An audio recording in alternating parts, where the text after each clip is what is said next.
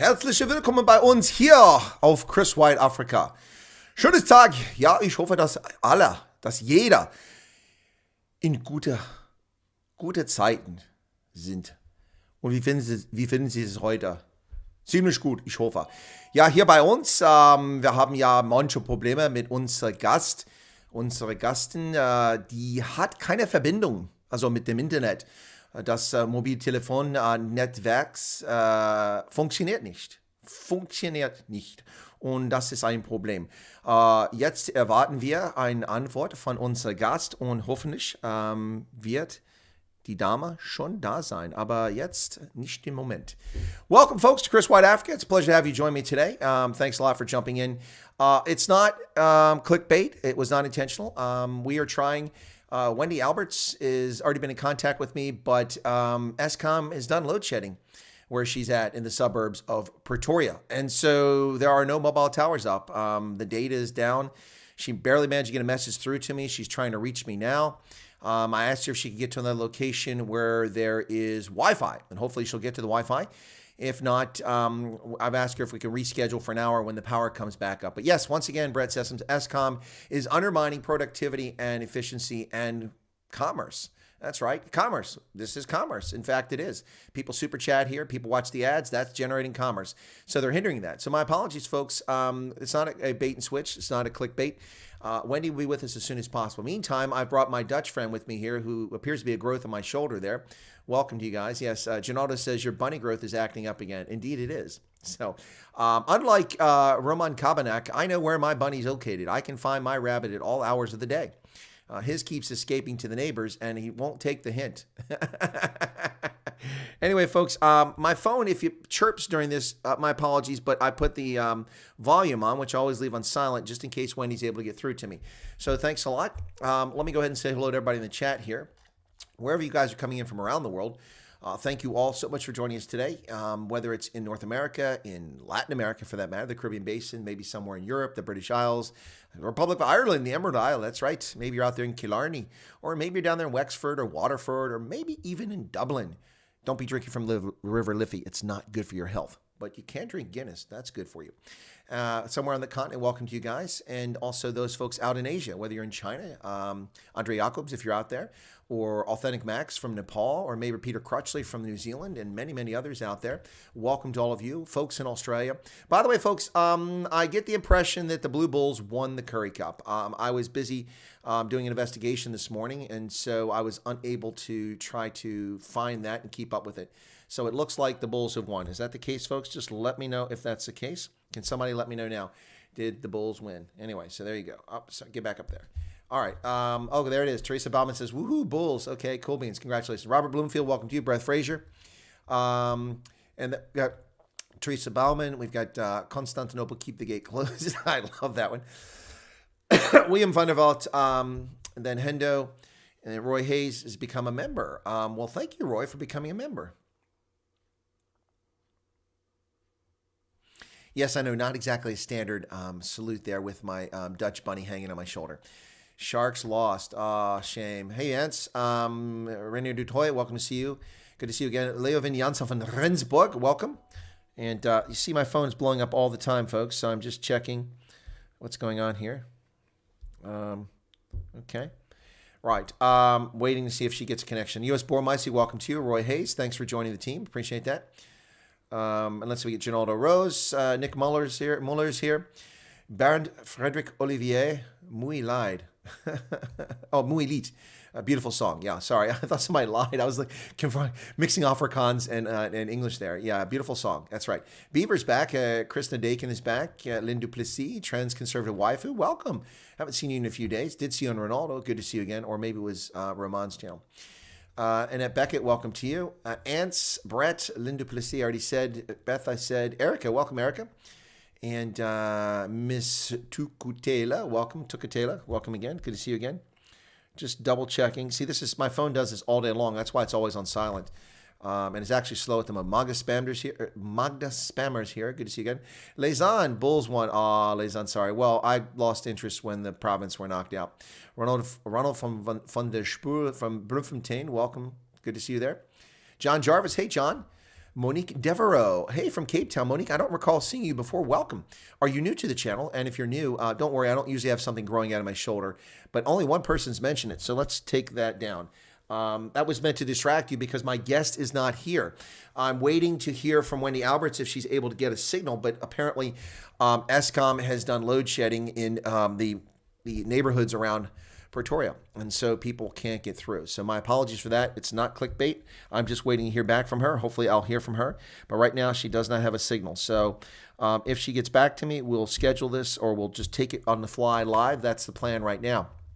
Given that I had no morning to do research and prepare for my stream, in addition, I was expecting to talk to her, which is what I plan on research. What I researched, I didn't do the news of the day, so welcome. But yeah, so Monique Devereaux, are you new to the channel, and how did you find out about us? Is it because Wendy's on here? Please share if you don't mind. Always curious about how we find out about folks. Let's see. So Hendo's here as usual. Thank you, Hendo. JC McFarland, long time no see. Welcome to you. And then Magda Spammer. Anyway, folks, yeah, so just as a reminder, if you're tuning in to listen to Wendy Alberts, the Chief Executive Officer of the Restaurants Association of South Africa, RASA, she is not with us at the moment, and it's not because she's negligent. It's not because she's technologically challenged. It's not because she blew me off. It's because ESCOM has failed us once again. And so the cell phone towers, apparently their backups aren't working because most mobile operators have generators for their major towers, especially around metropolitan areas. And so it's odd, but she did get through to me briefly, but she couldn't hear me. I heard her, and the signal was really choppy. It's a shame. So hopefully Wendy will get back to us. We're just waiting, and hopefully she doesn't rush. Don't want her to have an accident or something trying to get to a signal. But welcome, folks, from around the world. You're listening to Chris Wide Africa on the Indaba Africa channel here, part of the Indaba Broadcasting Network. At the moment, we're on the YouTube platform, and hopefully we can stay there.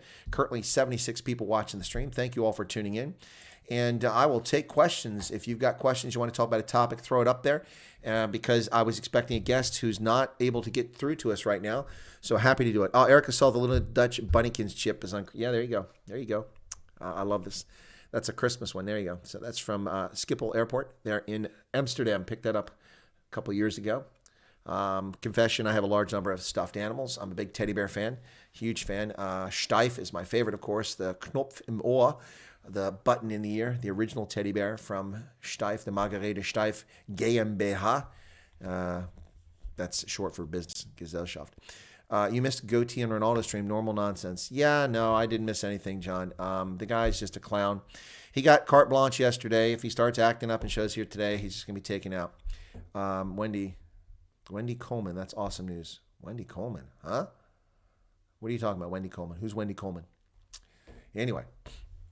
Monique didn't answer my question. I guess she's saying hi to Hendo. So, were you here before, Monique, and I've forgotten? I'm having a senior moment. That's possible. It's been very busy this morning. I was up at 4:30. I rolled over and tried to get back to sleep, but since 6:30, I've been busy prepping notes for my investigation, then interviewing witnesses. And so, I've just come back from that. Nope, that's not her. Just double checking. Anyway, folks, what is happening? Well, Tropical Storm Eloise should have dissipated and moved on now. It's no longer in South Africa, is it? And for folks paying attention to events here in the U.S., see that? There goes my phone. Boom, boom, boom, boom, boom. It's just going crazy. It does that all the time. So my apologies for that, but I'm keeping the volume on so that if Wendy is able to get through, that I don't miss it. Anyway, so there you go, folks. Also, I don't have the Zoom window up, so if she calls in there, I will miss it. And that's because I'm watching the health of the stream to make sure that things are happening the way they should be happening. Anyway, shout out to all the citizens on several beaches. Yeah, I saw that. People rocked up on the beaches and said, to hell with SAPS. South African Police Service, futsek, piss off. We're going on the beaches. Wow. Oh, there's Wendy Coleman. Me, people protesting on Cape Town beaches. Well, welcome, Wendy. Pleasure to see you there as well. Yeah, so what's going on? Monique says, found your very informative channel by chance. Watch often, but seldom comment. Well, Monique, very shy person. Well, that's fine, Monique. You're welcome to be shy, but thank you for finding the channel. I hope you share it with friends and family. I used to tell people to share the channel with family, friends, and your foes. Let your enemies know, because we like discourse here to talk about different opinions. But all that did was attract some trolls who were not here for different opinions, but to pollute the chat. So we've kind of backed off from saying family, friends, and foes. Now I just say invite your family and friends to the channel. By the way, I'm not wearing a rugby jersey today because I just came straight from the investigation, but I am wearing a rugby sweatshirt. This is from the 2019 Rugby World Cup in Japan, folks. Japan 2019, right down there. Pretty cool. Really nice, good quality stuff. It's got this nice little, that's kind of the the background that they had for the Rugby World Cup, and it's really good quality. It's got the nice. You can see the stitching there, the white. See that there? That's all stitched and embroidered. When you have the seam there, that's good quality hoodie there. When you've got that seam that's made with a specific cover. So Japan 2019. Do you want to go back to Japan? Absolutely. My intent was to go back for the Olympics. And the Olympics are postponed to this year, so I don't know what's going to happen if there's going to be anyone at the Olympics. I'm sorry, folks. I'm double checking on Wendy. Okay, so yeah, I'll keep checking on her from time to time. Robinhood trading app is disrupting commerce in the USA. Not really. It's disrupting stock trades, but it's not alone. It's not the only one. I love GameStop, says Beth. Yeah, I'm sure. Well, thanks for sharing that, Monique Devereaux. I'm glad you found the channel. And I'm glad you find it informative. That's the intent. That's why we do it here, to help people get through it. Wendy says, all over Musenberg Beach in the sea, waiting to see what SAPS does. Can't arrest everyone. Surf schools need open, exercise, walking dogs. Wendy, can you take a few snaps? Are you there right now?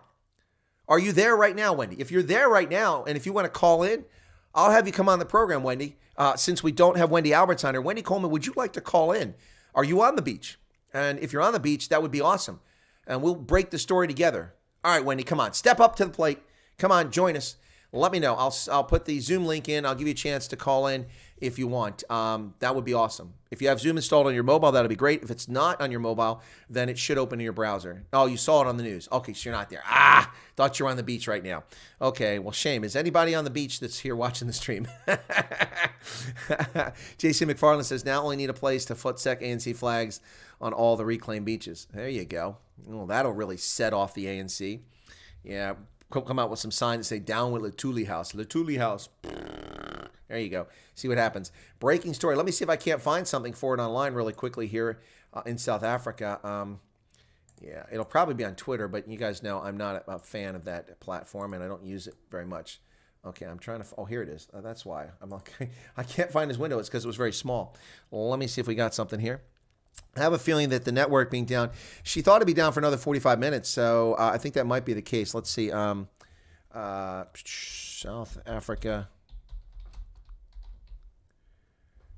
Okay.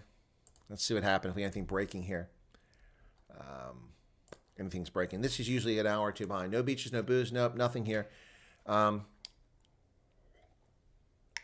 Sarong's see off stun guns as Cape Tonyans defy beach ban.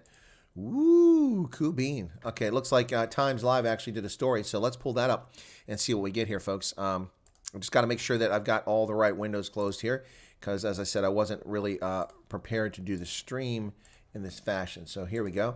Right, this is from Aaron Heyman. This is at 2:30 your time. It's currently now, what time is it? What's going on here? Hang on a second. There we go. Just double checking, make sure that's not Wendy. It's not Wendy. All right, well, yeah, so this is recent. So here we go. Let's take a look at this, folks. Let's bring this up. And this is in South Africa right now. What's going on. There you go. Sarongs see off stun grenades as Cape Tonians defy beach ban. Surfer wins applause as he races in the waves during a protest against a lockdown in Musenberg. Wow, look at that. COVID-19 lockdown regulations prohibiting access to beaches failed to test the enforceability on Saturday. Failed the test of enforceability as Cape Town police retreated in the face of determined beachgoers. Protesters arrived armed with logic, sarongs, sunscreen, and prevailed over public order police trying to turn them back. Yoga poses and prayer thwarted public order police during a lockdown. Among the lawbreakers were children dressed in bathing suits, underwear accompanied by parents wearing sun hats, niqabs, and flip-flops. Wow. Hendo says, Dodgy Joe live streamed it today. Okay, so Joe's one of the criminals, huh? Okay, cool. Beth says, Starbucks needs to pay me for that advert. That would be nice. Yeah, look at that, folks. A public order police commander attempted to disperse a crowd of people at the beach on Saturday morning during a protest against COVID lockdown. He's confronted by protester Sven Jensen, who asked him to define the word beach. Ooh. Then protesters streamed onto the beach, led by a man with a thin, braided ponytail who assumed a meditative posture in front of a police officer at the surf, and he was joined by several other people, and fervent praying ensued. Wow. I feel the beaches should not be closed because the sea is essential for all of us, someone said. Wow, look at this, folks. Look at this.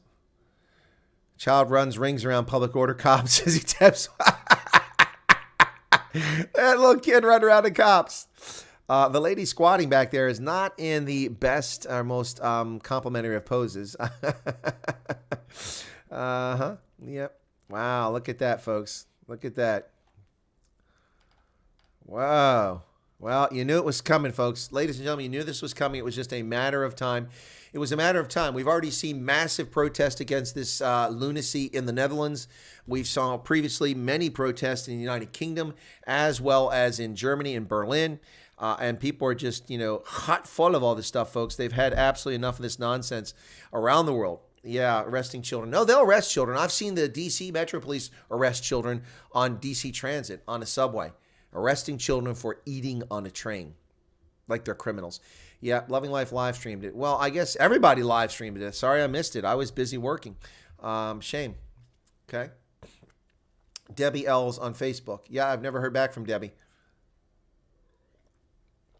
Yeah, dangerous criminals. I'll tell you, folks, look, I don't blame the police. I mean, we've listened to the National Coronavirus Command Council in South Africa, and we know for a fact that it is very critical that we stay off the beaches because the next wave is coming. The next wave is coming. That's right, folks. Just waiting for that next wave. Oh, is this it? Let me see. Let me see if we have a video here. No, that's nothing. That's just the beach. There's nobody on the beach. That doesn't help. I don't know what that's all about, why people sent that. Anyway, just checking for messages. All right, folks, yeah. So Joe Emilio live stream, Loving Life live stream, pretty cool. Love to see the police trying to arrest kids. They're planning to go back to the beaches tomorrow. Well, that'll be awesome. Anybody that watches my program going to the beach tomorrow, let me know, and we'll set up to have you live stream. If it's earlier, I'll be here. I'll be here earlier. We'll just cover it. Absolutely happy to do it. Beth says, while in Louisiana during hurricanes, there's no virus. FEMA said the wind blew COVID inland. Oh, my goodness. The wind blew COVID inland. That's funny. That's funny. All right. So what else we got here?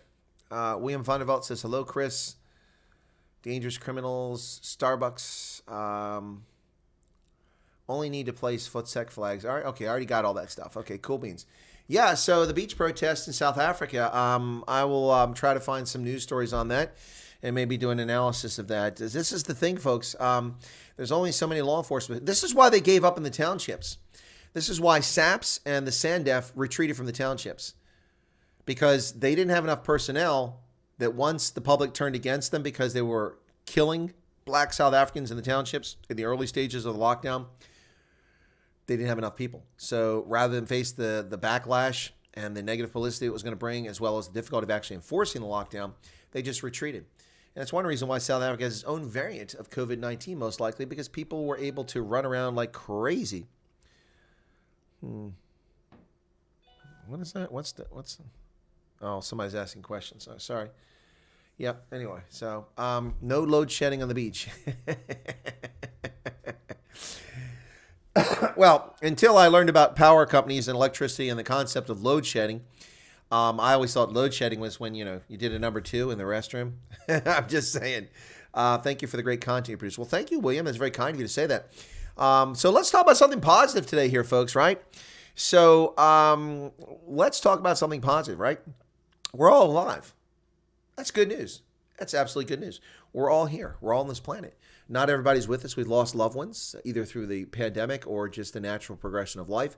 But we're all here in one shape or another. And while times may be desperate for some people because employment's not there, because governments have caused their businesses to collapse through stupid responses to this pandemic, or you've just lost your job because the economic downturn is a consequence of the ripple effect of people being pushed out of work and businesses shutting down. So a lot of people are suffering, but we're here. We're here, folks. We're alive. We are alive. And that matters. That matters. People ask me all the time, how are you today? I said, still breathing. I'm alive. And people look at me like, huh? I said, well, think about the alternative. The alternative to not being here, not breathing, is to be passed on. And in my view, being alive is a blessing each and every day. The concept of having a life is such a wonderful thing. Now, the way that we interact with other people, the way other people treat us may not always make life pleasant, but the possibility of a wonderful life is always there, regardless of your circumstances. Whether you're born into poverty, born into immense wealth, it really doesn't matter, folks. There's an opportunity for all of us on this planet to enjoy a life and experience it. Homo sapiens, I'm talking about.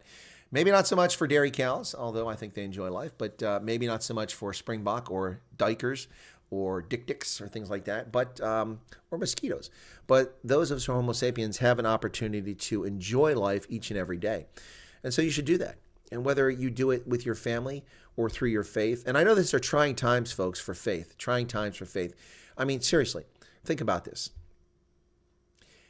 People, especially Christians, are being persecuted and Jews being persecuted, especially here in the United States, being denied opportunity to go to synagogue, to go to church, even churches that met in drive-in movie theaters in which people sat in their own private cars in the Deep South.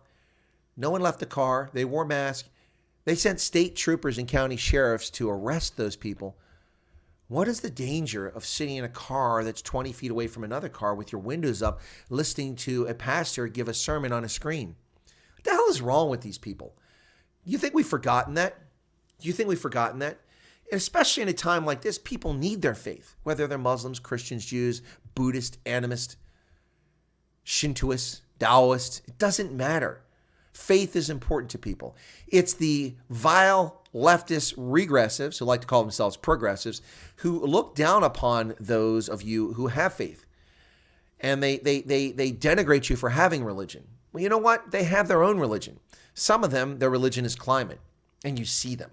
Al Gore, Joe Biden, Greta Thunberg.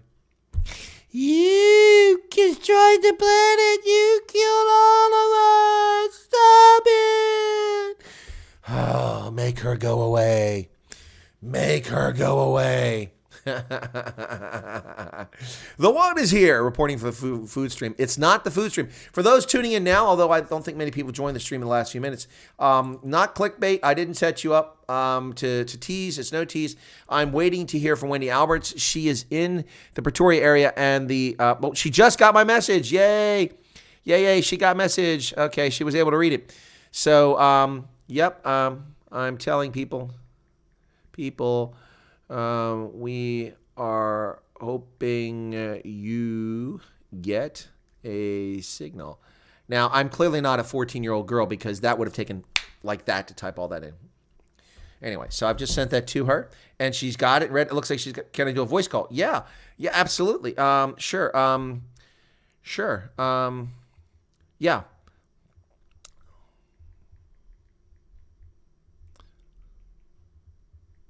Hang on a second, guys.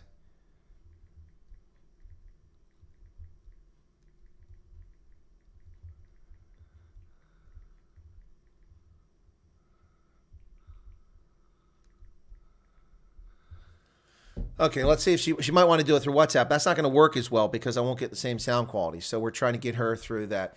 Ria Swanepoel says, Chris, they want to destroy Christianity and whites in South Africa. It's not just there, Ria. They want to destroy Christianity and Judaism all over the world. The Pet Zoo film crew cannot help to laugh while Europe goes lockdown war. Us capies do yoga on the beach. Obviously, I wish water cannons and tear gas. Wait, my turn. Okay, and then Anne says, we shall fight on the beaches, we shall fight on the landing grounds, we shall fight in the fields and in the streets, we shall fight in the hills, we shall never surrender. Winston Churchill. Okay, let's see if she's calling in now. She's going to try to zoom in now. Okay, I'm waiting for her to call in, so give me a second here, folks. Yeah, this is pretty cool if she actually is able to call in. Otherwise, we'll have to try Zoom.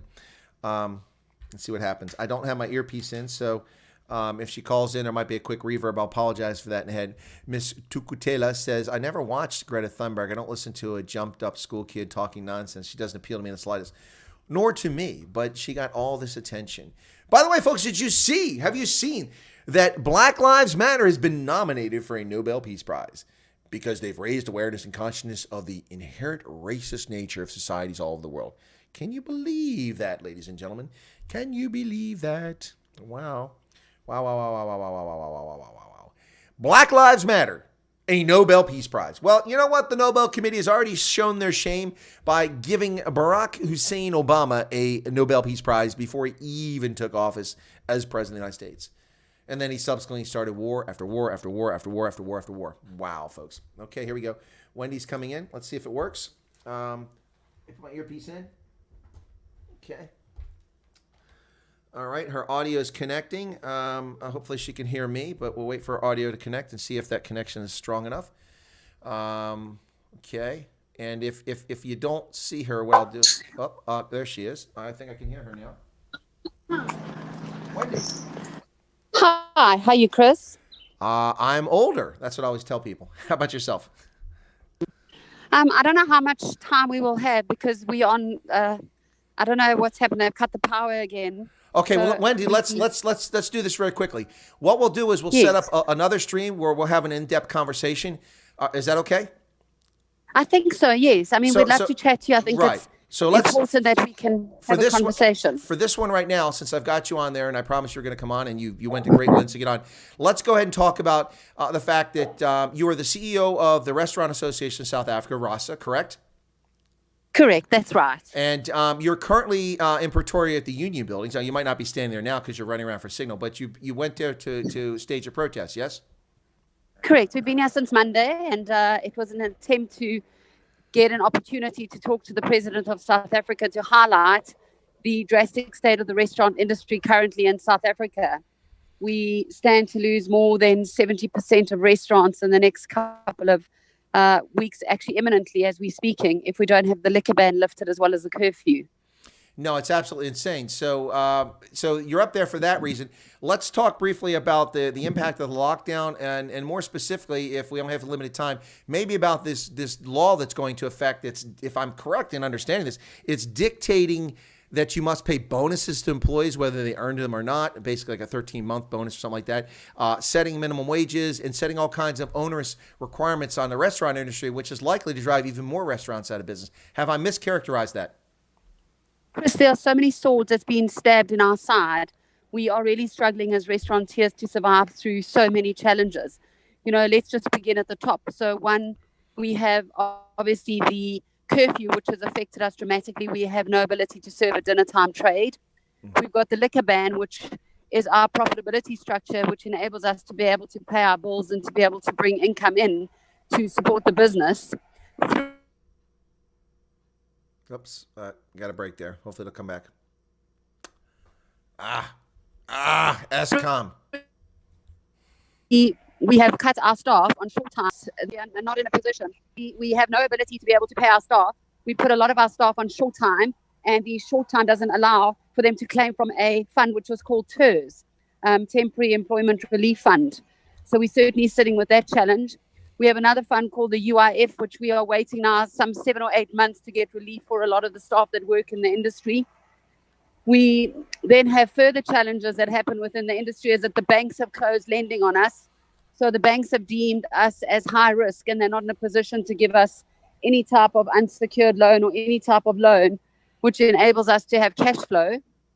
We're having major challenges with the landlord. So we are governed by contract law, which doesn't allow us to be able to negotiate on a blanket approach for the freezing of the leases. So whilst the landlords have been sort of understanding the first kind of year, we sit in a position now where they're intolerant and they're exhausted from the amount of times we've called to them for relief. We have obviously the electricity, Eskom, which is a major challenge. You know, we can't run our businesses in the short time that we've got. We are sitting with massive amounts of compulsory taxes, which we are forced to pay. So we've had no tax deferment or any type of tax payment, which has been put on hold. We've got our liquor licenses where we've only traded 3 or 4 months of the year. We've got that to pay. There's a backlog with the liquor licenses. So if we do have the liquor ban lifted, a lot of restaurants won't even be able to trade because those licenses haven't been issued. We sit further with further challenges where we also have things like SAMRO and SAMPRA, which are music licenses. They are massively expensive. We haven't been able to turn the music on in our businesses. And, you know, that is the other challenges we've obviously got is this National Bargaining Council, which you call it. The National Bargaining Council is this new law that's been affected to pay bonuses and wash uniforms and put up minimum wages and gives a council the ability to negotiate on behalf of the entire industry. So whilst we're not saying we're entirely unhappy about, you know, looking at uplifting the staff that work in the industry, we're saying that there needs to, one, be a formal qualification. We need to bring a trades qualification to be able to analyze what level of employment you're at. Two, we're also calling for the Minister of Labour to actually answer to us on who actually signed off the National Bargaining Council, because that organisation has not been properly constituted, and they claim to represent 51% of the industry, which is actually not the case. Yeah, no, that's a fantastic point. I mean, you mentioned a whole lot of there to unpack. If I could just interrupt for a second, you talk about the landlords are very generous and understanding, but I mean, they've got to pay their mortgages and their debt and feed their families too. So that's a difficult situation. But in another industry, in the tourism industry, although the restaurant industry overlaps with that, of course, but in the tourism industry specifically, we saw that the government offered a program for Black Economic Empowerment Certified Majority-Owned Black Businesses Tourism Relief Fund, $200 million previously, and now they're coming out with this equity fund to try to prompt new Black-owned businesses, but they are not making anything like this available to anybody, regardless of ethnicity, in the restaurant industry. I'm not aware of anything the government's done for relief. Have I missed that? We've had no relief from the onset. There's been a ton of funds. Harry Oppenheimer Fund, the Temporary Relief Fund. There's been all sorts of funds. I don't know any one of my single restaurants who have managed to get their hands on any type of funding. We're so desperate, we try and fund from within the patrons within our restaurants. So a number of restaurateurs have actually gone inward and have made loans with their customers to be able to survive the businesses. And those restaurants that did manage to get some money from the banks have called in those loans. So we are very alone within the industry. And, the situation with the transformation is one thing. But the thing that is most concerning is that all lines of communication and consultation are closed. So we have people who are not expertise within the restaurant sector trying to negotiate the difference between on and off con without understanding the financial model that a restaurant is built on, or currently what our cash reserve state or what the state of the restaurant industry is. So these consultations take place without us. It is outlined through different ministerial divisions. So we've got to deal with different types of ministers to get certain reliefs. One, in terms of the employment, it's one minister. And then we've got the liquor with another minister. We've got tourism with another minister. And so we always pushed around from pillar to post, unable to get the satisfactory consultations and relief that we need to do in order to have kept the industry afloat. No, it's got to be absolutely frustrating beyond belief for you guys. I can imagine it's just off the charts frustrating for all the different approaches here. I saw that earlier last year that because of the lockdown, there were two phenomena happen. One is that bars and restaurants were already going out of business with the lockdowns previously. If I'm not mistaken, the oldest bar in Cape Town, the oldest bar in South Africa, closed as a consequence of the lockdown. They couldn't stay in business anymore. Also, I saw a phenomenon in which I kind of anticipated and projected, and I don't know if it's happening in the restaurant industry, but in the bar and entertainment industry, an awful lot of people who have the resources, the large amount of capital because they're wealthy, have been buying out distressed owners who can't make their mortgage payments, can't pay their rents, can't pay their staff, and can't pay their suppliers, and they can't because they can't be open. And so rather than lose everything, they've sold their bars and entertainment venues at a song price to the people who have deep pockets. And now you have fewer owners owning a large number of facilities. And so you're going to have consolidation. You're going to have monopolies in many places. Is that happening in the restaurant industry, or no, because there's more chains involved? No, Chris, we're devastated.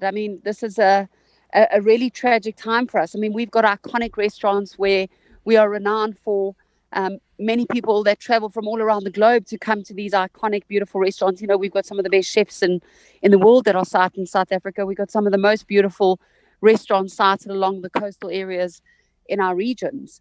And those restaurants, unfortunately, have had an inability to bring tourism or feet of any type to their doors.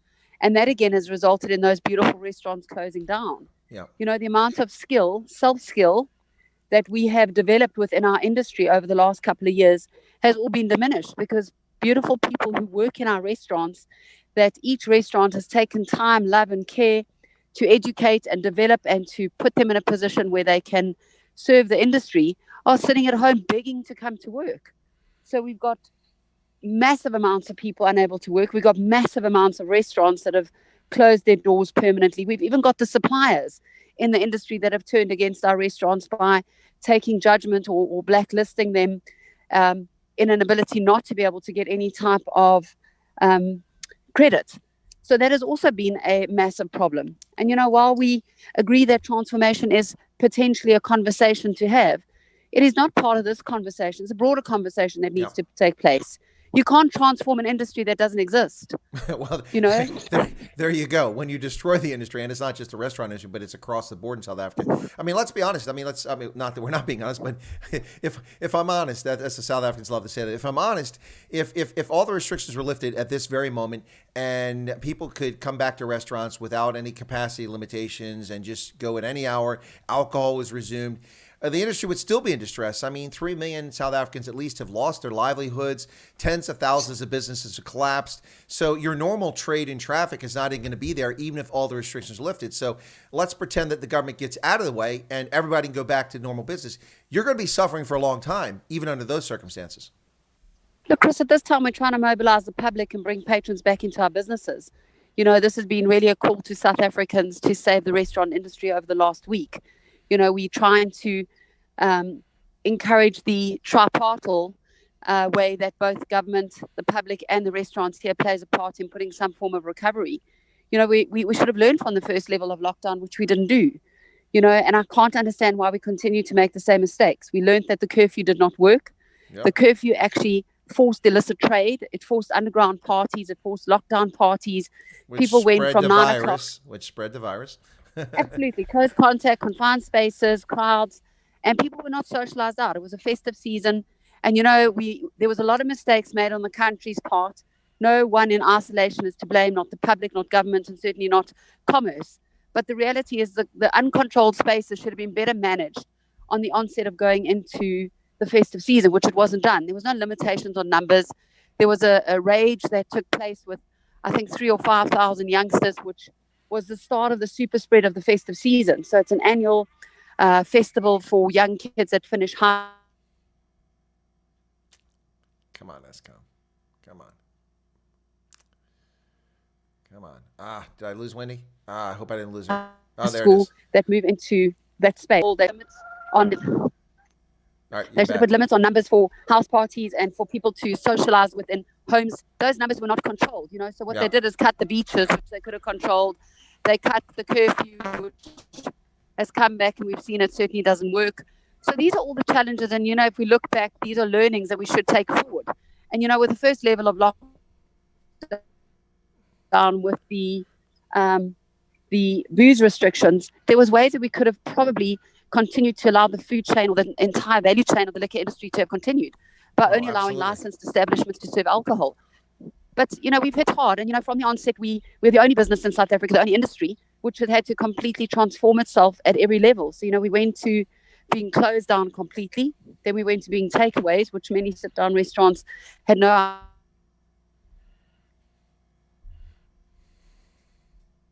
This connection's terrible, folks. Apologize for that. Hang in there. It just keeps fading out. Hopefully Wendy will be back with us in a moment. I apologize for that. There she is. No, sorry, Wendy. When we started out with lockdown. Go ahead. You keep cutting out. Go ahead. Yes. So I was saying on the onset with lockdown, we had to transform our businesses. You know, we're the only industry in South Africa that went through the degree of transformation that we did. You know, so firstly, we obviously were shut down completely. Then we had to become takeouts. Then we were allowed to become bottle stores. Then we were allowed to become e-commerce. Then we were allowed to be coffee shops. Then we were shut down. And then only later on were we allowed to resume our activities as per normal. And there were a lot of mistakes, I think, that we all made in the processes of this. And these things deeply affected our financial ability to trade through it. And we had already lost probably about 30% of our original restaurant base through those stages. Well, and that's what gets lost on people, too, I think, is that we're not talking about like Apple or Microsoft or a company like that has 50, 65, 75% margins on their products. We're talking about a business in which your margins are already slim. And as you alluded to, a lot of the profit that you actually make is based off of alcohol sales, not off the food sales in your restaurants. And people don't realize that you can't shed 30% and remain viable. It just doesn't work. I mean, if Microsoft loses 30% of sales, they're still making billions of dollars. If Apple loses 30% of their iPhone sales, they're still making tens of billions of dollars because they have such high margins. But in the restaurant industry, it's not the case, is it? You know, Chris, absolutely we can't. You know, so you know when we went into lockdown and they obviously restricted us to only take away. We were trading at about 30 or 40% of budgeted turnover at a 50% cost of sales, giving 34% to the third-party delivery guys. So there was no capping even on the large third-party delivery guys in South Africa who took the majority of the profitability. So even those restaurateurs that took to try and trade and keep their businesses afloat with the opportunity to do deliveries couldn't survive because of the large payouts that went to alternative parties. And these are all complexities that we look at. You know, the one good thing is they obviously did cut the interest rates, which have been largely supportive. But we're sitting in the position that we're in right now. You know, we were in the festive season. A lot of restaurants were just starting to find money to recover. We had just gone into 2 weeks of our peak season trading.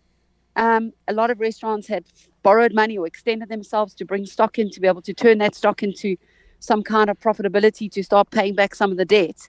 And without warning and without timing, they shut us down.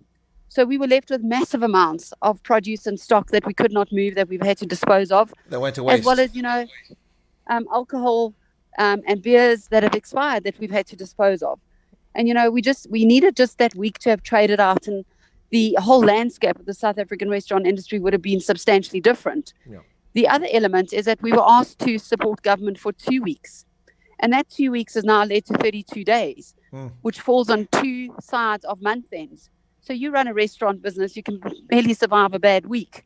Now you're crippled, and you're trying to maintain some form of dignity through the festive season and bring some form of recourse into your business.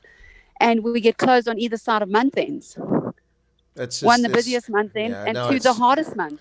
No, it's out of control. It's beyond. Folks, you're listening to Chris White Africa on the Indaba Africa channel here, part of the Indaba Broadcasting Network. I'm Chris. I'm in Central Pennsylvania. And my unseen guest, because of data connections and courtesy of Eskom's load shedding in South Africa, is Wendy Alberts, the Chief Executive Officer of the Restaurants Association of South Africa, RASA. She's with me now. Very kind of her to call in, even though we don't have a video, so apologize. We'll get her back on another time. But we're talking about what's going on. And Wendy can comment if she likes, but a couple statements I'd like to make very quickly. That one thing that's become patently obvious over the past 13 months, and that is that either the ANC is completely incompetent and has absolutely no idea what they're doing. They do stupid things like when they put the alcohol ban in 27 March last year, they banned the transport of alcohol. So what did that mean? All the wine producers in the Western Cape who ship their wine to port or to airfields so it flies abroad to their suppliers, they couldn't do it. Other countries didn't have alcohol bans, and South Africa became an unreliable supplier of wine. They crippled the wine industry, and once you lose that reputation, it's hard to regain it. So they clearly have no idea what they're doing, because Wendy said, you know, we've made mistakes, and I think she means as a whole, but maybe the restaurant industry made mistakes adapting to this, but clearly the government either doesn't know what they're doing or this is intentional. It's quite a frightening situation. I mean, yeah, either they're incompetent or they're doing it intentionally, and you hope it's not intentional, but at some point you have to wonder, Wendy. You know, we one of the industries that's got the highest regulations. We've got the strictest protocols out of any other industry. You know, we're the ones who've had to be controlled out of all spaces. So we compare other industries, and we compare the taxi system that we've currently got in South Africa. They are continuing to operate with very little restriction. The supermarkets, the shopping centers, I mean, over the festive season, you know, they had hundreds and thousands of people flooding through their doors without further restrictions placed on them. And we really are the only industry who's really taken a toll on all level to try and maneuver through the phases and stages in manipulating our businesses and also in realigning our businesses to cope with the restrictions that took place at the time. So even if we go into a different level and we move back into, which we're hopeful for now over the weekend, to have the liquor ban and the curfew lifted, we're still limited to numbers. So it's not only about social distancing. We're only allowed to go to a 50% capacity on the outside area to maximum of 100 or 200 on a 50 or a 70%. So there are always these strict protocols which we need adherence to. Yeah. And the other factor which we always say is, you know, if you look at the extension of the value chain within a restaurant, you know, one, we employ hundreds of people that we obviously give jobs to. Two, we also have extended entrepreneurs who serve out of the restaurants. We always say we're a village. You know, we've got the plumbers and the electricians and the maintenance guys, and we've got the extraction cleaners and the people that do the menus and the printing and the graphic designs and the uniforms and the cleaning and all the rest of the colorful parts that go with running a restaurant. And every time we close a restaurant, we shut down the entire village.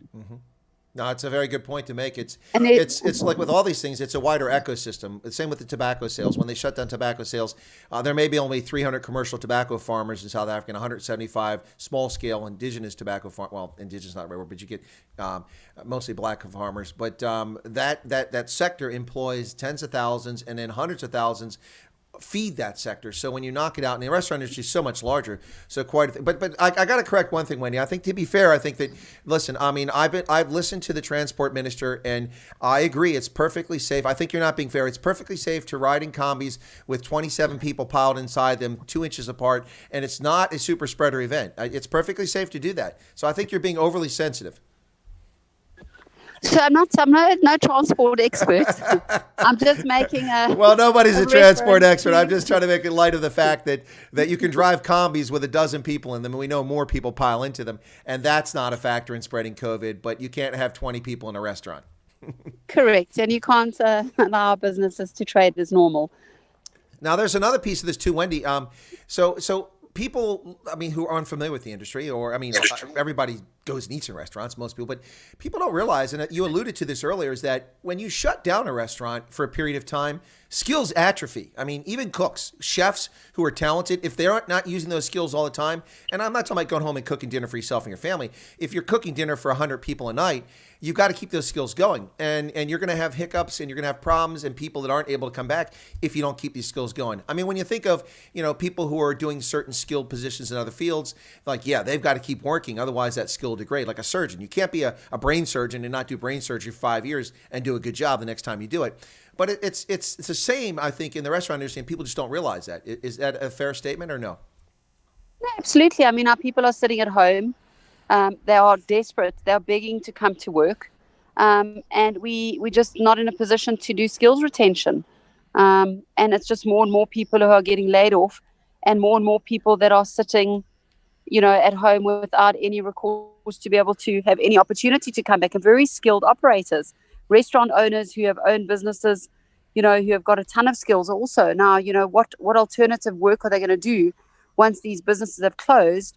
And, one of the key things we've been trying to do from the first level of lockdown was look at mechanisms to reopen a restaurant. As you well know, a restaurant in South Africa costs between 4 and 10 million rand. To reopen a business that has been closed before we actually dismantle it and put into complete liquidation can take 200,000 or 300,000 rand in cash flow, bringing in stock and looking at bringing people back to work. And, one would have thought that this would have been a very good program or partnership with government to have looked at ways that we could have reopened the businesses that were closed by doing a type of debt amnesty and looking at ways that we could have worked with potential landlords on the back end with their debt, on the Reserve Bank side. There are a lot of clever opportunities that could have taken place to revive and recover those businesses that closed. And I'm not talking about bad operators. I'm talking about the iconic restaurants that sit around South Africa in tourism belts that have been destinations for people all around the world to travel to. And the other part, which just, in my personal view, and I'm not speaking for the association, that money could have really been put towards vaccines, because there's no point in having this recovery fund, even if it's used for transformation, if we're not even getting vaccinated. And at this point in time, we don't even have it to get tested. They make our staff, first of all, take 5 days to stay at home to see if they become symptomatic with 3 or more of the symptoms before they test. So even if there's been an exposure, they're not doing the testing. We've got to wait until our staff are actually critically ill before they actually do the test. And then they are off. And then there was another fund that was implemented for workmen's compensation. Yep. But we can't prove that whether the staff get sick within our establishments or not. So all of these things are window dressers for good conversation. But the actuality and implementation of them is non-existent. Yep. No, it's absolutely. Whoops, there's a super chat from Brett saying, "Great show, Chris, in spite of SCOM's idiocy." Well, thank you for the super chat, Brett. Appreciate that.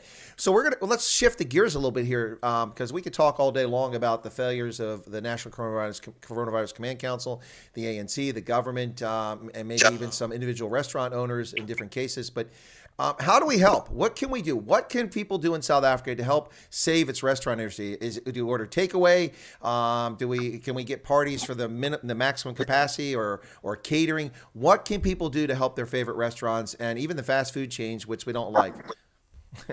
Firstly, I think one key thing is we could get the insurance companies to pay out on the business interruption.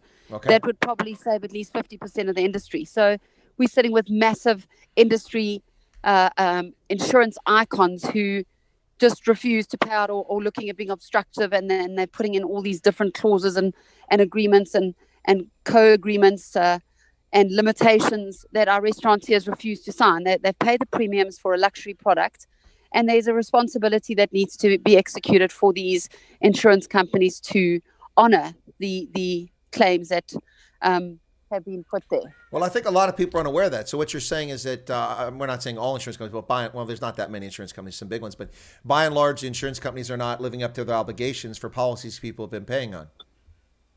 Absolutely not. We're struggling.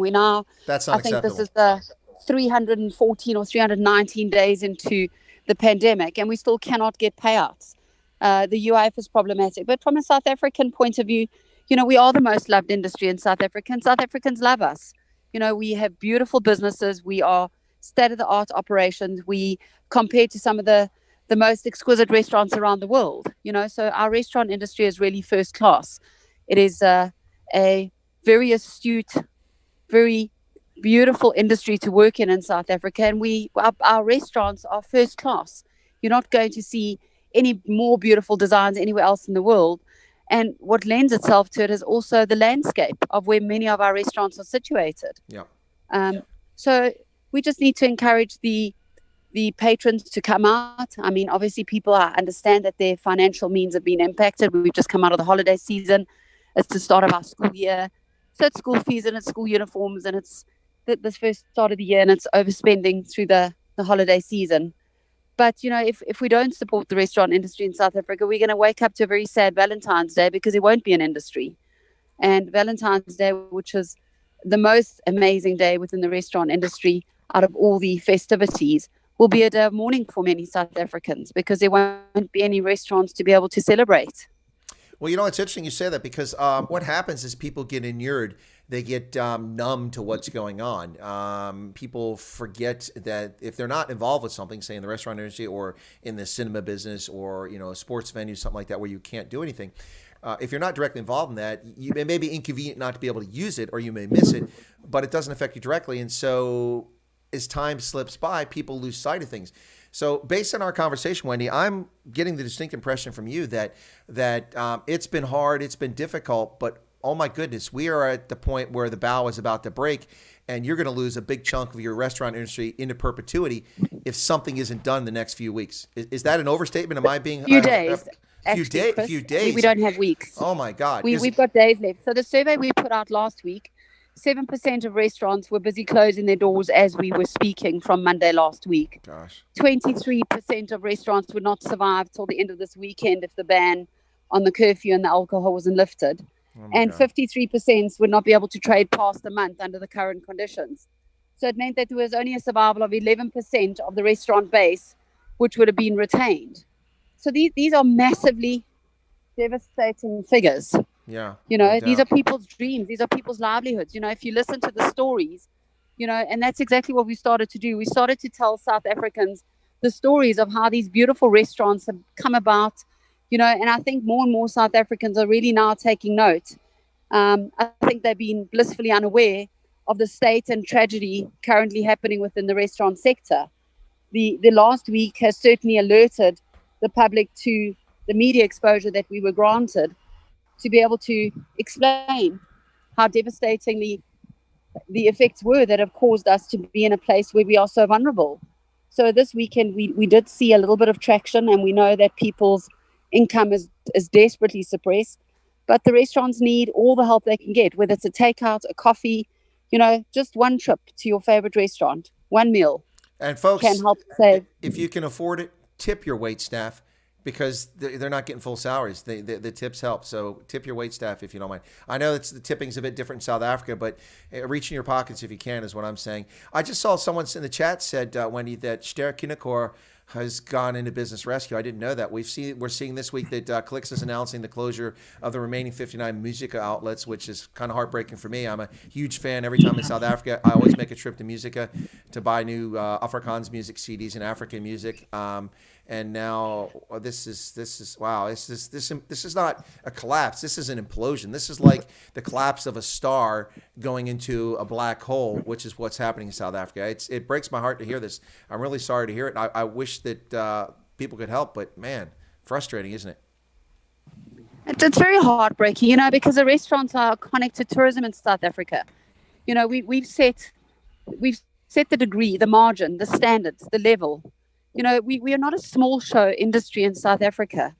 And one would think that there would have been a greater respect and degree of concern and urgency to have saved the industry as opposed to have just left it in its current state to have been destroyed.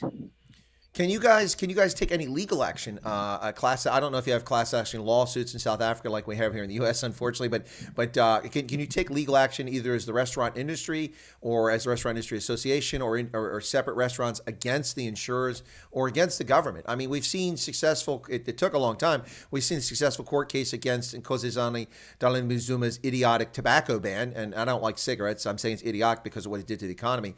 So that has come back, although they've appealed it, but.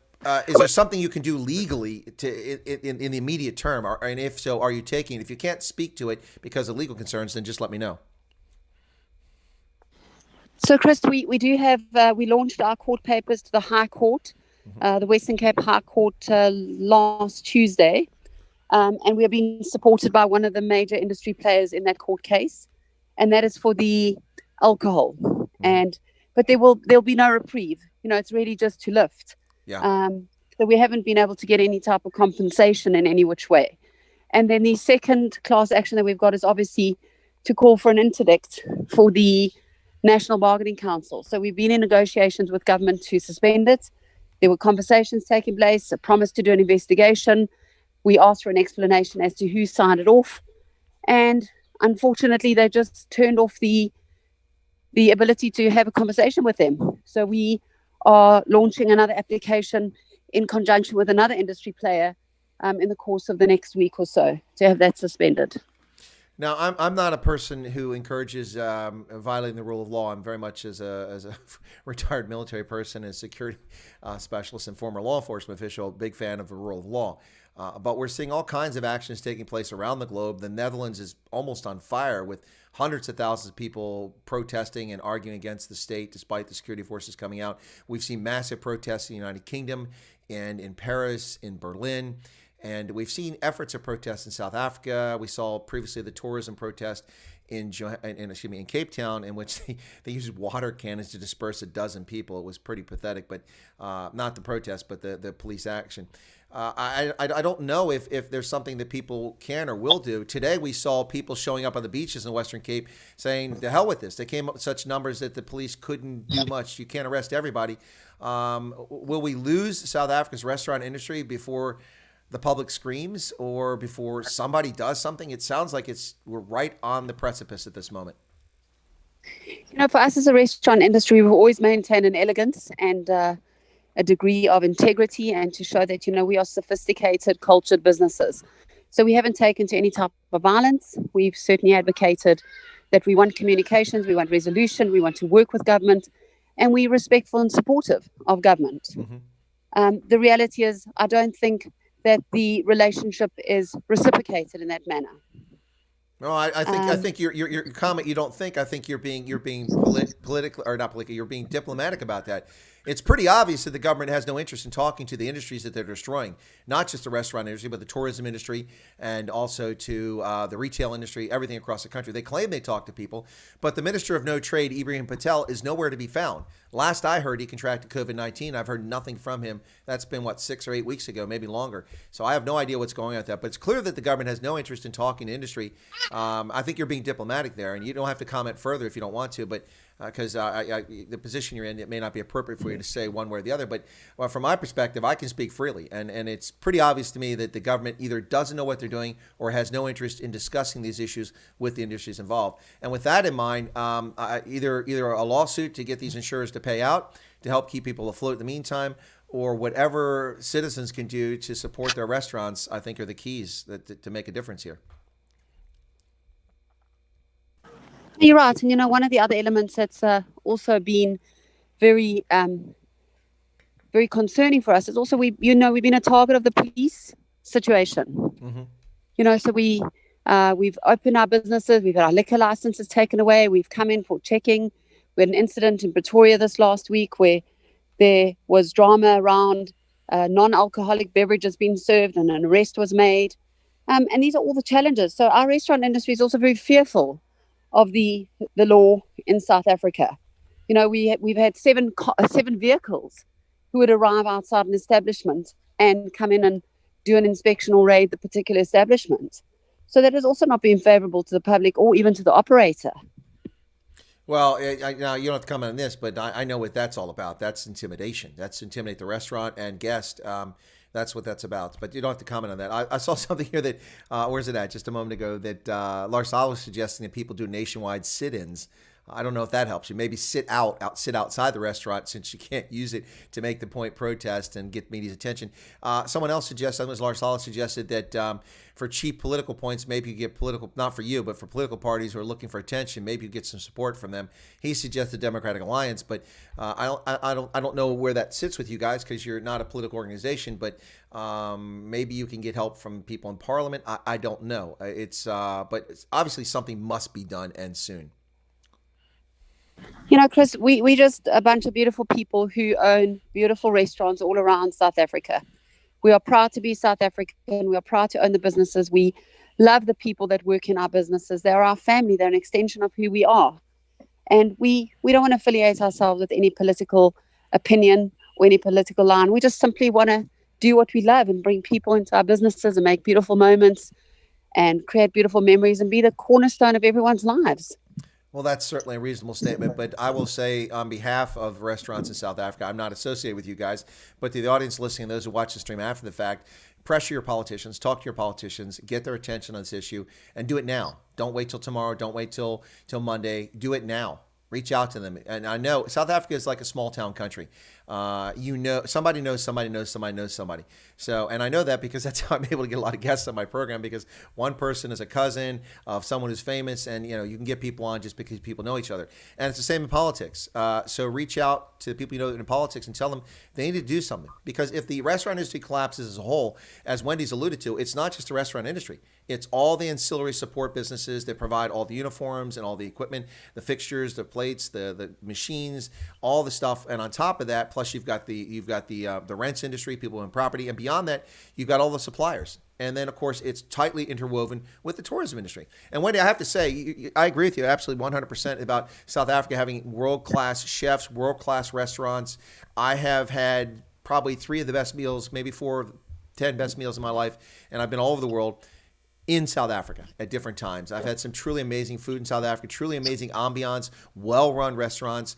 I'm sure that now people know that I'm a huge fan, belatedly, of Gordon Ramsay's Kitchen Nightmares, and so I'm sure that we can find restaurants anywhere that would find a place on Kitchen Nightmares. But most of the ones I've seen in South Africa would never even be considered for a program like that. But let me ask a kind of a lighthearted moment here, though, maybe not so lighthearted.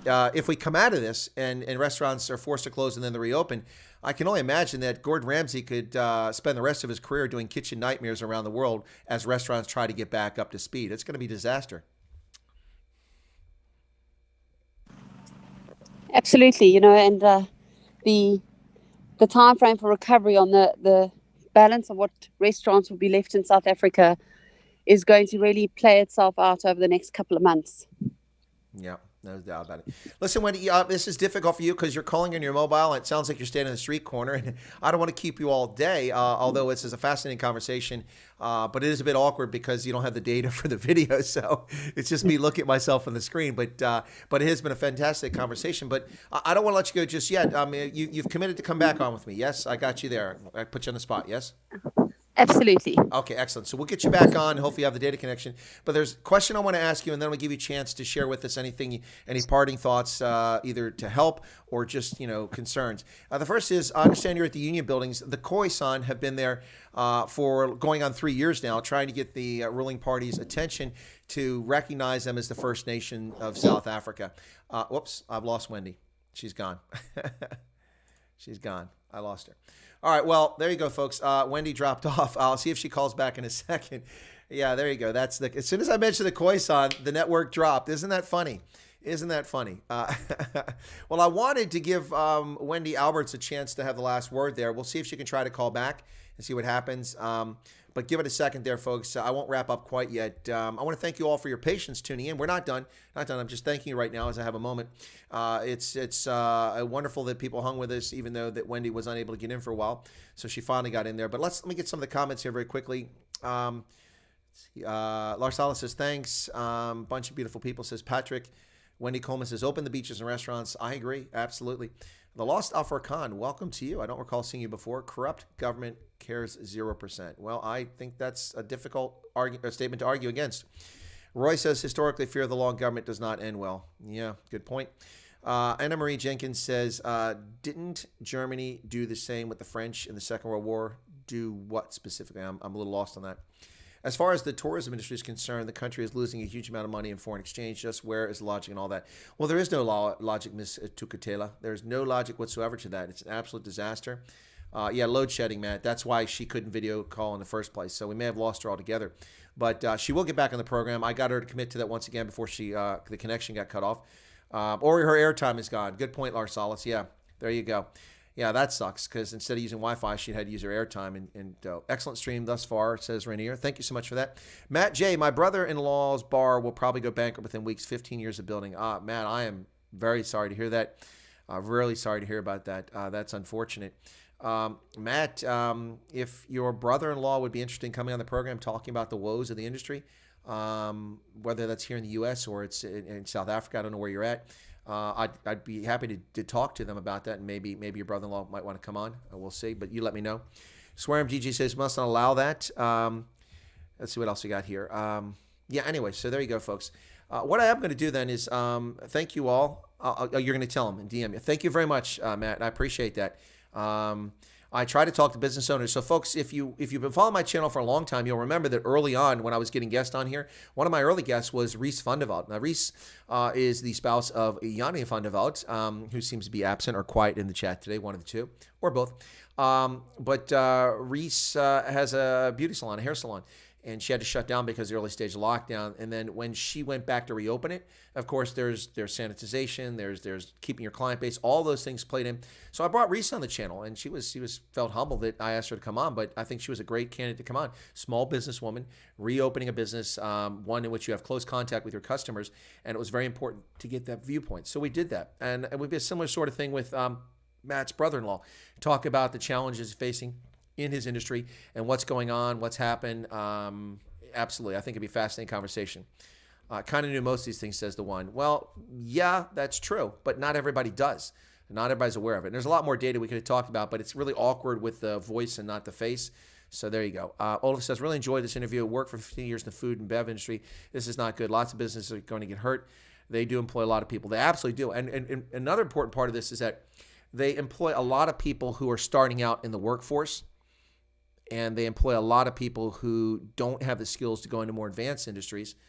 And so when they lose that income, it's not like they can turn somewhere else. I mean, listen, if you're a computer programmer and your business shuts down, you're educated, you're literate. You could work in a department store. You could work, in a restaurant. You could work somewhere else. But if the extent of your CV is wait staff in a hotel or restaurant, that's all you've ever done, and you don't have any advanced degrees, you can't write codes, you're not a biochemist or something like that, your options for employment are quite limited. So it's easier to be at the top qualification-wise and work your way down because of circumstances than be at the bottom and not be able to work your way up. And by that, I don't mean to imply that people in the restaurant industry are not talented, not educated, and not many of them quite very well educated, very, very talented. I'm just making a point that a lot of people are new into the workforce and don't have the experience, and it's important for them. And for a lot of people who work in the restaurant industry, particularly wait staff, those who don't have advanced degrees, fancy degrees, they make a lot of money off of here in the U.S. off of tips. And it's very important to them to have that job. And so it's unfortunate. Ms. Tukatela says, it sounds as if Alan Wendy hasn't had any success in appealing to Ramaphosa to lift the alcohol ban in Western Cape. I haven't seen any success on that. Sorry with all the lockdown regulations, says Anne Marie. Whoops, did I get something here? Let me see what's going on over here. Sorry, folks. Just making sure what's going on over here. Nope. Just want to make sure that I don't. Oh, okay. Oh, she sent me a photo. Okay. I got a photo of her now, so I'll use that for the setup for the next one. Maybe you can immigrate to South Africa, stand up for all the culture and citizens, not like the foolishness in America who voted for a clown like Bin Laden. Who are destroying America with a pen. I don't know about immigrating to South Africa. Happy to visit, even stay for an extended period of time, but I don't know about immigrating. That's another story. There's just too many frustrations. But no, people should stand up for everybody. People who are neglected or abused, absolutely, and I'm all for that. It's funny how Mr. Gun Tribe says, good evening from Cape Town. Glad to catch you live for a change. Well, Mr. Gun Tribe, I'm glad that you catch me at all. Thanks for catching me live or when it's taped. I appreciate the support for the channel. Please spread the word. Let people know we're trying to overcome YouTube shadow banning and fraudulently eliminating subscribers, which they do all the time. They don't like things, and so they take people off. People who are legitimate subscribers, they claim that it's fictitious accounts, but I don't pay anyone for subscribers. I've never done that. Either they grow on their own, they come because they like the content, or they don't. But we've seen a clear situation in which the subscriber base has been monkeyed with here. So please spread the word, let people know about it. Yeah, absolutely. So what have I missed here? Some people eat to live, others live to eat. I'm a big foodie and love to cook. Much respect to the restaurant industry and what they must be going through. The government has not been gentle on this industry. No, it's not. Mark says, so funny that ESCOM cannot handle homes going off grid. Always find a way to try to get water out of a rock. Yeah, no, they want to charge you for solar panels, as if they have any right to charge you fees because you're using solar panels. You see the problem with the coercive power of the state? It's ridiculous. And even when the state doesn't own a business, when they favor a business like here in the U.S., the cable industry, I am forced to pay $9 per month to ESPN, whether I watch it or not. And I can't get out of it. I don't want ESPN on my cable. It's a leftist, slime ball, sewage spewing network. It used to be a sports network. It used to be fantastic. I watched it for decades. But they've become leftist garbage now. And now they're part of Disney, and I want no part of them. But they take $9 out of my pocket every month, whether I want it or not. And that's because the agreements, the monopolistic agreements that they're able to negotiate, I should be able to eliminate them so they can artificially claim that they have, 70 million subscribers when only about 3 million people are actually watching their garbage network. That's the intrusion of the government letting that happen. Many youngsters who just graduated from school or some who earn money via waitering to fund their studies, these are people who are very vulnerable. Exactly right. And single parents, lots of single parents who work in the restaurant industry, they are very vulnerable. Not good. Anyone know if there was any arrests at the beach? I don't think there were any arrests, Mr. Gun Tribe. I looked at the one news article that was out there. I unfortunately didn't do the coverage live because I was unaware the protest was going to happen. And I was also working, doing an investigation this morning. I had interviewed witnesses, and so I was away all morning. And I came back to see that they'd hit the beach. Two guys arrested, Blaubergstrand. Thank you, Teresa. Appreciate that. Everybody has to eat to provide for their loved ones. In order to do that, they have to work, but government takes that right away from them. Exactly, to make you dependent on government. It's a good thing I was worried that it was going to turn into a thing. What's Mr. Gun Tribe talking about? The one says, you got finessed in December, but nice seeing you have 2,700 subs in January. Yeah, but I started January with 20,100, about 20,100 or something like that. So we've gained about 600 in a month. That's not a lot, folks. In November, we surged. But to be fair, at the beginning of September, we had, what did we have? About 5,000, 6,000. So, but we're growing really fast and things have slowed down. But then people might not like the content. Maybe they don't like the content. Maybe it's not informative. Maybe they don't like my shtick. Maybe they don't like my approach. That could be part of it too. But I actually know better. That's legitimate. People could leave for that reason, but I know why things have stalled. So we keep spreading the word. That'll be good. We're at 20,732 when I started the stream, which is 35, I think was the most we've ever had. Johannes Vanderbilt says, Aish, my Sharky heart is a bit raw. But anyway, Bulls deserve the win. What was the score? Nobody told me the score. Of course, I can't watch the Curry Cup because we can't get it here. What was the score? Apparently, it was a close affair, or did I miss something wrong? Courtney McBride is here. What do you think of General Motors discontinuing their production gasoline-powered vehicles in 2035? I think General Motors will go bankrupt again. They're idiots, 2035. Idiots, absolute idiots. Internal combustion engine is not going anywhere, and if they think that this leftist nonsense that's running this country is going to survive, when tens of millions of jobs disappear forever, no, they'll be back. They're not going anywhere. Yeah, sorry about that, Johannes, but I predicted the Bulls would win. Oh, 24-19, says John Jarvis. I thought that was a Bible quote for a second. I looked down and saw 2419. Hey, John Jarvis. Why are people streaming in now? I see a lot of people coming to the stream right now with somebody on, and you favored them over me. Shame on you. Anyway, but thank you, John Jarvis. 24-19. That must have been a close fought one.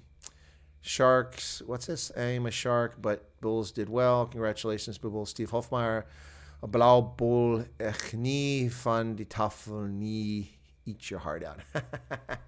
I should send Steve a congratulations for the Bulls. In fact, I'll do that. I haven't talked to him in a while. So cool. Damn poo tube shadow banning. Poo tube. Like that. 26-19. Oh, okay. Well, thanks, Nick. So John was a little bit off. I guess missed a conversion. Anyway, so yeah, hey folks, smack the like button. There's 112 people currently watching the stream right now. Let's take a look. We got 89 likes. Can we not push it up over 100? I mean, come on. If nothing for else, if for no other reason, Wendy went to a lot of trouble to get on the stream, calling from a mobile phone, looking around for a signal. So come on, push it up to 100 at least for that. Thanks a lot, guys. I appreciate that. George Williams says hello. Good to see you there, George. And what else? What else? I'm trying to see if I missed anything here. Cool. Okay, cool beans. 98. We're almost so close there. So, quick question, folks. We're a little over 2 hours away. 2 hours and 15 minutes away. Night Owls stream. You want a Night Owl stream tonight or no? John, you missed the conversation. Yeah. If you want to catch conversation, what I'll do is I'm going to download this video after it's done. I'm going to delete the parts that aren't the interview, and I'm going to take that out. So let's get the first 35 minutes. Anyway, that way you can just listen to the interview. But she's coming to come back in the channel when she has connection again, and we'll talk. Now, oh, I thought somebody put something else there. Anyway, so yeah, John Jarvis, you'll be able to go back and listen to it, but you can advance to like about 35 minutes before she gets on. I think it was around 35 or 38 minutes when she came on the channel because she couldn't get a connection. So, or you can just watch the whole thing. I'd appreciate that, but that's your choice. Just try to let you know that's when the interview is. To tune in, 99 likes, 99 bottles of beer on the wall, 99 bottles of beer. Take one down, pass it around, 98 bottles of beer on the wall, 98 bottles of beer on the wall, 98 bottles of beer on the wall. Take one down, pass it around. Now, why are we always passing around this beer? That was always my question. I mean, aren't you going to get somebody's saliva and spit and their COVID and their influenza? Why would I want to pass around a bottle of beer? I mean, I'm just saying, you know? So 99 bottles of beer, take one down, give it to me. 98 bottles of beer on the wall. 98 bottles of beer, take one down, give it to me. 97 bottles of beer. Forget that passing around. What? That was never a solid idea, folks. I mean, come on, seriously. Pass it around? Not going to happen. Not going to happen. Mr. Gun Tribe says, I'll come hang for the Night Owl stream. Okay, that's one. Night stream sounds good, says Beth. Hendo says, maybe people can call in. Oh, you know what, Hendo? We are not going to announce that it's going to be a call-in, but I will tell those 106 of you who are here right now. I'll tell you what. We haven't done it for a bit. So I'm going to let you call in. Shh. Don't tell anybody. We'll do a call-in session tonight. We'll just have a chat. You just kind of have a fireside chat and cover things, and that's what we'll do. That'll save me a little bit of prep work because I got some other things to do. So that's great. 26-19. What is it? 24, 25, 26? Come on. Yes, Night Owl. We'll do Night Owl. It says 107 on your phone. Roy, the data is always slightly behind or ahead depending where you're at. Pass the Uchi on the left. Pass the Dutchie on the left-hand side. Pass the Dutchie on the left-hand side. Oh, yes, but if that, oh, no, Teresa, I won't allow that person to, they'll never call in anyway, but yeah, I know what you're talking about. Anyway, so there you go. Pass the Dutchie on the left-hand side. Man, the 80s, the music just rocked. I'm telling you, man, it was awesome. It was awesome. And I ran so far away, couldn't get away. Anyway, so Flock of Seagulls, look it up. Anyway, if you're under 20, look it up. Anyway, all right, cool beats, folks. I'm going to call it here then. Thank you so much for support. I'd say thank you for the super chats. It says no super chats, but Brett gave a super chat. I remember Brett gave a super chat. Brett, thank you for the super chat. It says no new members, but we had a new member at the beginning, so that's odd. That's YouTube's lying to me. This is my YouTube studio. It should have correct data. It doesn't. It says 106 watching, 100 likes, 8 likes, no chat revenue, and no new members. I know a new member came in during the stream, and I know there was super chat revenue. So they're just lying. But anyway, folks, thanks a lot. We'll be back for the Night Owls edition here on Saturday, January 30th, the 1-year anniversary thereabouts of Donald Trump ending commercial air travel from China to the U.S. with the caveat that Americans could return, American citizens or green card holders, but no one else. So he stopped air travel from China this time last year when the United States had a grand total of 2 confirmed cases of COVID-19. Donald Trump stopped travel, for which he was labeled by Plugs Biden as xenophobic on February 2nd of last year and again on February 4th. Now, Plugs spokesperson Jen Psaki says that that's a mischaracterization, but I have the screenshots of Sleepy Joe's Twitter comments, his tweets. He, in fact, did say it twice from his official account that Donald Trump was a xenophobe. And, of course, members of Congress, Chuck, the Crypt Keeper, Schumer, calling him a racist and a xenophobe, Nancy Pelosi calling him a racist and a xenophobe. But now Joe Biden has stopped vehicle traffic from Mexico. Most people in Mexico are people of color, brown folks. So that makes you a racist, Joe Biden. And also from Canada, where most people are white, but the population is changing. So that makes you a xenophobe, Joe Biden. Yeah. And by the way, Joe Biden has also blocked all travel to and from South Africa. What does that make you, Joe? 80% of the population is black. Racist, Joe Biden. Racist. Olaf says, can we log off with Tresemme? Sure, I'll play Tresemme if you guys want me to. All right, Tresemme on the way out the door. Teresa's upset because the trolls show no respect to me. Teresa, look, what do you expect from people? I mean, it's people hide behind their keyboard. They hide behind their Twitter accounts. They think that it's perfectly okay for them to be the most rude, disgusting, vile jackasses. Now, you do it in person. I'm a tall dude, and I can be a little intimidating for people, particularly with the Andreas Pretorius beard that I've grown here, my John Brown abolition beard. But not many of these people stand up and say this in person. Never mind the fact that if they're in the circumstances, I mean, I am a retired colonel, so anyway. But yeah, they just misbehave. Trolls wouldn't be trolls if they were respectful. Exactly, Bobby B. But we don't want the trolls. All right, Roy says, I salute you. Well, Roy, I salute you guys back, and thanks for becoming a member, Roy.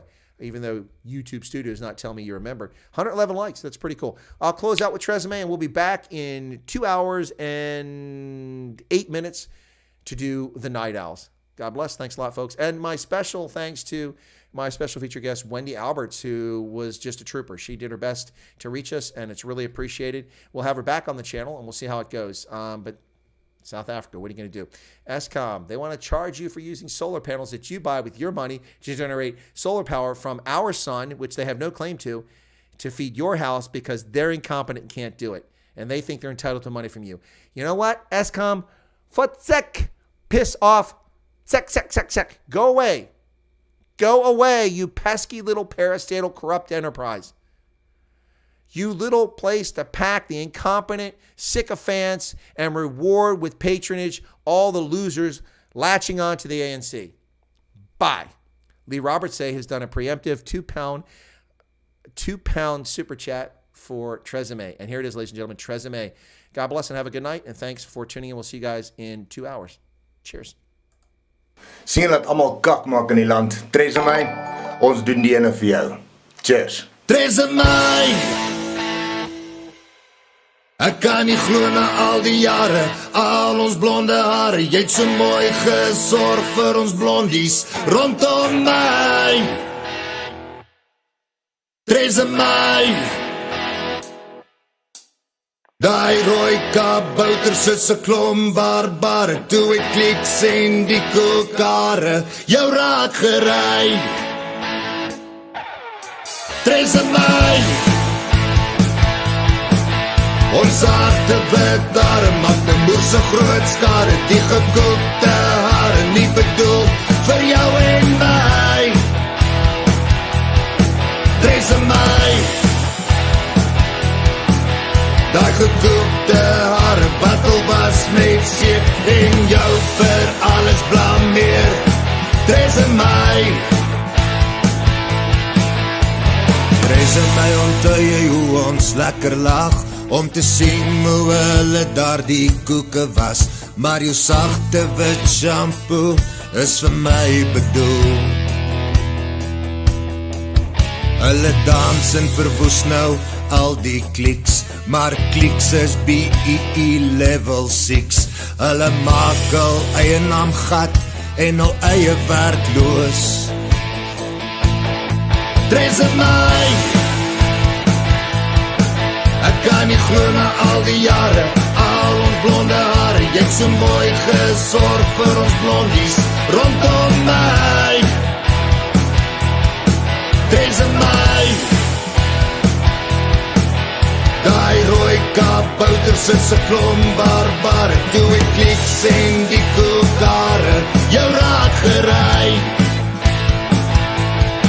Theresa my.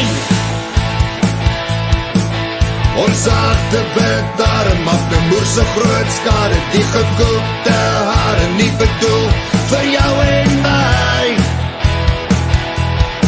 Theresa my. Daai gekookte hare wat al was met seep en jou vir alles blameer. Theresa my.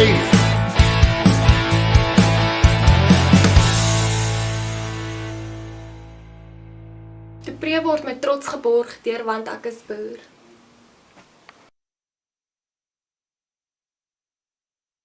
Met trots geborg van Chris White Africa.